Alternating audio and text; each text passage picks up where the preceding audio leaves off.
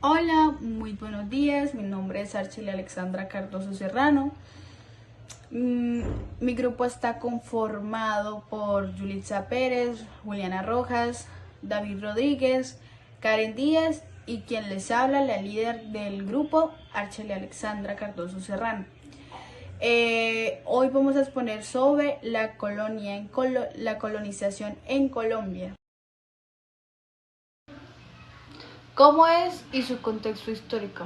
Los siglos transcurrieron entre 1550 y 1810. Se han denominado época colonial debido a la presencia y al dominio político por parte de los españoles en lo que actualmente comprende el territorio colombiano. Durante este tiempo se formó una América, una sociedad en la que las costumbres, la lengua, la religión traídas por los españoles se mezclaron con la cultura indígena y más tarde con la africana, y así se formó lo que hoy en día es la hispanoamericana. Es acertado llamar este periodo del modo como se ha hecho, porque en efecto en estos siglos asistimos a un proceso de colonización, en el cual un grupo humano emprende la tarea de dominar y controlar un territorio distinto al suyo tradicional y a sus pobladores de modo sistemático y permanente, apareciendo al comienzo de este proceso dos grupos definidos, los dominadores y los dominados. El fenómeno de la colonización española tuvo como objeto primordial la apropiación de riquezas del nuevo territorio, generando un sistema de explotación que podría caracterizarse como economía extractiva. No se debe creer que España trasladó todas sus instituciones, creencias, valores, etc., cambiando radicalmente las costumbres de los indígenas, y además que ellos aceptaron todo con conformidad. Lo que realmente pasó fue que fue un choque de culturas, lo que provocó que los indios aparecieran en sus luchas por la defensa de sus derechos, en sus guerras intestinadas por preservar su cultura, o en algunos casos relaciones amistosas con los colonizadores. Yo les voy a hablar sobre cómo era la sociedad en ese entonces. Primero, la sociedad era una sociedad dinámica y viva, lo que quiere decir que era una sociedad muy cambiante, no permanecían en un mismo lugar por mucho tiempo, sino que permanecían cambiando. Es por eso que hablar de la sociedad en la colonia es muy importante, más que necesario, es urgente, porque eso nos ayuda a saber cómo éramos nosotros mismos o de dónde venimos nosotros, para ser más específicos. La sociedad se organizó de la siguiente manera. Primero, encontramos a los españoles, que eran los ricos propietarios de tierras. Segundo, encontramos a los españoles, pero que eran mestizos. Tercero, encontramos a los indios. Eran los encargados de realizar algunos trabajos, pero no todos. Y por último encontramos a los negros mulatos, que eran esclavos que no tenían posibilidad de escapar o tener posibilidades de ser libres en algún momento. Tenemos, con respecto al espacio, no era un espacio demarcado. Eran propietarios de tierras, pero no eran tierras marcadas específicamente por metros cuadrados, no. Ellos sabían de que eran propietarios, pero no había como un respaldo en sí que les dijera qué era de ellos y qué no era de ellos. ¿Cómo se da el punto crítico de la colonización? Esta parte es muy importante porque nos expresa que la parte campestre o las personas del campo eran demasiado importantes, pero eran las que más sufrían, eran las personas que más sometían a trabajos pesados, a esclavitud, pero eran los que más se necesitaban porque eran los encargados de producir, eran los productores. Gracias a ellos se obtenían los alimentos, se obtenían hasta los vestidos. Esa era una parte muy importante y aún así eran los más esclavos. El punto crítico de la despoblación fue cuando esos fueron sacados de su lugar de origen, y eso sucedió por la llegada de los españoles. Esto causó demasiadas muertes y algunas causas de estas muertes fueron: una de ellas, la razón fue por la introducción de ganado español, lo cual redujo el espacio vital para ellos mismos. Segundo, tenemos la sustitución del maíz por otros alimentos. El maíz era lo que ellos más producían, era como la mejor cosecha que ellos podían tener, y fue lo que en ese momento lo cambiaron o lo sustituyeron por otros alimentos. Tercero, tenemos la falta de defensa ante enfermedades vitales y bacterianas. El sistema de salud era demasiado, era pésimo, y hubieron muchas muertes por ese motivo. Número 4, tenemos las fuertes afecciones pulmonares causadas por el exceso de trabajo. Ya, pues, yo creo que eso ya todos lo sabemos. Ellos eran demasiado esclavizados, no tenían libertad y eso les produjo muchos problemas en su salud. Y por último, tenemos el trabajo arduo impuesto para las mujeres. Desde siempre se ha sabido que Colombia ha sido un país machista y pues en este momento la sociedad no era una excepción. A las mujeres se les exigía un trabajo pesado, muy fuerte, casi igual que a los hombres. ¿Cómo se da el punto crítico de la colonización? El núcleo urbano surge en la colonia, en una relación directa y dependiente del campo, ciudades que nacieron y se desarrollaron como apéndices de los centros mineros y que en todo debían su existencia al hallazgo y mantenimiento de la actividad minera. Núcleos urbanos que resultaron de la necesidad de tener ciertos puntos de acopio, de alimentos, de descansos, etc., para las largas jornadas de quienes transportaban metales y otros productos hasta sus destinos. En cierto periodo colonial, el derrumbe demográfico fue catalogado como una crisis económica, ya que la escasez de indios esclavos acarreaban menos trabajo en las minas y el campo, y a su vez menos riquezas para los españoles. El punto crítico de la despoblación aborigen se dio a mediados del siglo XVII. Debe decirse que las comunidades que sufrieron con mayor impacto la llegada de los españoles fueron aquellas que habían alcanzado un alto grado de sedentarismo, mientras que sociedades generalmente de fronteras, cazadoras, recolectoras, fueron mucho más flexibles frente a los invasores, pudiendo resistir y enfrentar de manera más ágil a los europeos.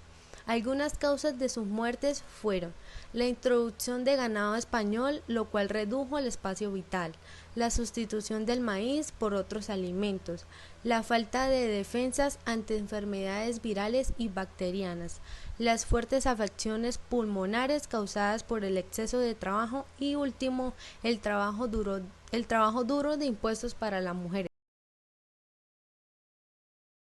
Sus formas de economía y organización de los gobiernos. Uno era el rescate. Durante los primeros años de la conquista se buscó principalmente rescatar el mayor cantidad de riquezas y accidentes productivos de algunas de las sociedades que se manejan las aborígenes americanas. De segundo estaban los adelantados. Los adelantados eran los que dirigían la expedición conquistadora y reunían en el título de gobernador, capitán general o alguacil mayor. El tercero eran los capitanes y los generales. Se nombraba capitán o general a quien estuviera encargado de cumplir ciertas misiones militares. Y se otorgaba a la vez unas facultades gubernativas o de territorios elegidos. Capitanías generales que usualmente utilizan extensión de virreinatos americanos. Cuarto son los alguaciles mayores. La palabra alguacil viene del árabe alguacir, que significa representativamente o lugar de un teniente. El cargo que tenía como administración era el cargo de justicia al ver al funcionario que debía velar por el orden público. 5. La encomienda. La encomienda será la institución más representativa a través de la cual se garantice a los colonizadores las prestaciones y servicios de los indios. 6. Las audiencias. Frente a la fuerza y la independencia que los encomenderos adquirieron con respecto a la corona, este incrementó la creación de tribunales para ejercer justicia, que fueron las realezas audiencias, conformadas con los oidores que eran encargados de oír y dar sentencia sobre las causas de las que eran presentadas. 7. Mita. Consistía en que cada comunidad indígena tenía que suministrar obligatoriamente al Estado un número determinado de trabajadores durante varios meses al año. Aunque recibían un salario, esas personas estaban sometidas a jornadas de trabajo terriblemente exigentes. Número 8. Casa de Contratación. Fue creada por los Reyes Católicos en el año de 1503. Con sede en Sevilla, su función principal consistía en controlar y dirigir el comercio en América. La Casa de la Contratación, que en principio intentó monopolizar el comercio con las nuevas tierras. Número 9. Para limitar el poder de los encomenderes, la visita buscaba establecer las tasas del tributo en cada una de las comunidades encomendadas, como una forma de controlar la sobreexplotación de los indígenas y evitar su desaparición.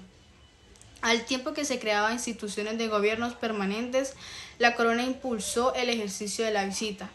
Número 10. Consejo de Indias. Fue creado en 1524 por el rey Carlos V para entender los temas relacionados con el gobierno de los territorios españoles en América, cuyo funcionamiento duró hasta en 1834, resultó definitivamente suprimido. Número 11. Los corregidores. La corona, buscando afianzar su poder ante los encomendadores y enfrentar el problema de la desaparición de los indios, instituyó la figura del corregidor de los pueblos indios. Ahora yo les voy a hablar sobre el sistema colonizador. El sistema colonizador se presentó principalmente en las ciudades porque en este lugar era donde se podía designar mejor esta función. Y esta consistía en que eran los mismos reyes, virreyes, los mismos participantes del cabildo, los que podían reelegirse o elegir quiénes fueran los encargados de reemplazarlos y para seguir sometiendo al pueblo, claro. Con la evolución de los cabildos no se tuvo una evolución en la educación, eso es claro que ya lo hemos visto muchísimas veces, que Colombia ha presentado cambios en su estructura política, económica, pero nunca se ha presentado un cambio en la estructura académica, nunca se ha presentado un cambio y pues este tiempo no fue la excepción tampoco. Y por último, tenemos que desde mediados del siglo XVI surgió un régimen de corporación para reelegir a los participantes del cabildo o a los cabildantes. Esto debía ser confirmado o aprobado por el rey, el virrey, el gobernador o sus delegados. Por otro lado, hablaremos de cómo era la organización de acuerdo a su rango, su mandato o su función de los miembros que conformaban el cabildo en la colonia. En primer lugar, encontramos los alcaldes ordinarios, que tenían como función en primera instancia los juicios civiles y criminales que suscitaban en la ciudad y la jurisdicción siempre que los previniera el gobernador. El alférez real, ¿de qué se encargaba? Era el preferido jerárquicamente a todos los regidores que se encargaban de llevar el estándar de la ciudad en las ceremonias y las campañas militares. Tercero, encontramos los regidores. ¿Qué hacían ellos? ¿O cómo hacían parte del cabildo? ¿En qué participaban? Bueno, ellos eran los eventuales reemplazantes de los alcaldes, ocupados prioritariamente de las cuestiones vinculadas con la policía de abastos, obras públicas y visitas de la cárcel. Cuarto, encontramos el alguacil. Es el mayor ejecutor de las decisiones judiciales y de mantener en orden la ciudad. En otras palabras, era el que sentenciaba a toda persona que estuviera cometiendo actos en contra de las leyes. Quinto, el alcalde provincial de la Santa Hermandad. ¿Qué es esto? Es quien entendía en los delitos cometidos en las campañas y cuya jurisdicción entró con frecuencia en conflicto con el de los alcaldes de la hermandad, designados por el cuerpo. Sexto, encontramos el depositario general. ¿De qué se encargaba él? El oficio vendible y raramente provisto tenía a su cargo la guarda de todos los embargos y secuestros judiciales. ¿Qué quiere decir esto? Que se encargaba de hacer cumplir las leyes que ya estaban establecidas y que siempre se siguiera las órdenes de los alcaldes ordinarios, si no estos iban a recibir cuyo castigo que era designado por él mismo. Ahora, por otro lado, encontramos el fiel ejecutor, uno de los regidores del cabildo encargado de vigilar el abastecimiento de la ciudad, controlar los pesos y medidas utilizados por los comerciantes y hacer observar los precios y aranceles fijados por el cuerpo. ¿Qué quiere decir esto? Que al momento de que se presentara una revuelta o se presentara la escasez de algún producto, para poderle subir a el valor monetario debía ser consultado primero por él. Si no, ningún comerciante podría hacer esto porque a cambio de ello, si lo hacía, era incumplir la ley y por lo tanto se le fijaría una sanción. Por otro lado, hablaremos de Bogotá en la colonia. ¿Cómo se formó esta? ¿Cómo se organizó? ¿A qué llegó y qué implementó? Primero, hablaremos del diseño urbanístico. El trazado urbano se diseñó en forma de cuadrícula y desde entonces se implantó la medida de 100 metros por cada lienzo de cuadra. Las calles de travesía oriente-occidente tuvieron 7 metros de ancho y las actuales carreteras 10 metros. En 1553 se trasladó la Plaza Mayor, que hoy es conocida como Plaza de Bolívar. La Plaza de Bolívar es el centro de las principales manifestaciones organizadas por los ciudadanos que conforman hoy la actual Colombia.